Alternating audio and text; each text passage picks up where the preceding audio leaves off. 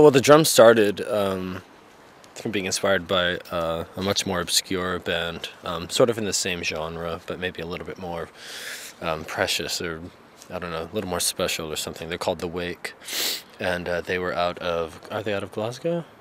They live there now, somewhere in Scotland anyway. Somewhere in Scotland. But they're the band that kind of made us, if we had to pinpoint one band, it would be that band that made us want to start the drums. We just thought, like, nobody's making music like this right now, and we tried to sound like them, and we failed miserably and kind of ended up somewhere else, but we're glad we tried. And I think had we not been trying to sound like The Wake, we wouldn't have sort of found our own sound. Yeah, I think there's like something about bands like that have maybe something a little bit off about them, or something a little uncomfortable or awkward even, that we're drawn to, bands like them, and I think like Stockholm Monsters and Durutti Column and bands like that just have this thing that sort of intangible thing that you really can't put your finger on what it is, but it just doesn't, it sounds great, but you don't know why.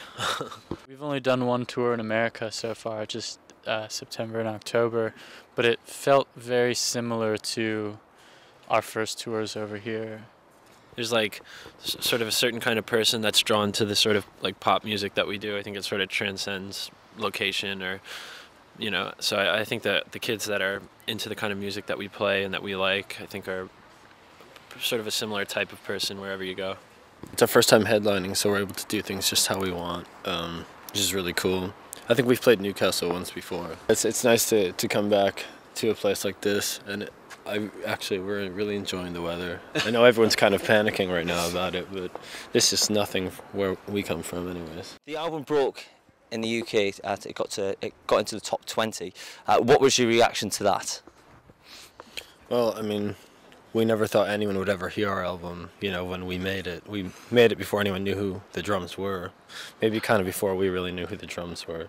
So it was, of course, like, beyond our wildest dreams when that happened. But, that was never a goal of ours. Our goal was just to make a good record. And so I feel like we've done that, and that's when we felt, successful. That was success to us. The downloading thing is like, in a sort of nerdy, geeky way, it's like total anarchy. Everybody's sort of on the same playing field, and I think it does great things for bands. It levels the playing fields for everybody. Like where people are able to consume the same, like a band like us or a band like Young Friends or like Lady Gaga or something. It's everybody's on the same playing field, so I think it's really cool. Yeah, everyone can have the same MySpace page with like 5 songs, and it almost looks like it makes the record label of old sort of look very Republican in a way, like hoarding a lot for themselves and making small bands who make good music fend for themselves. Yeah, I think everyone should illegally download everything they can.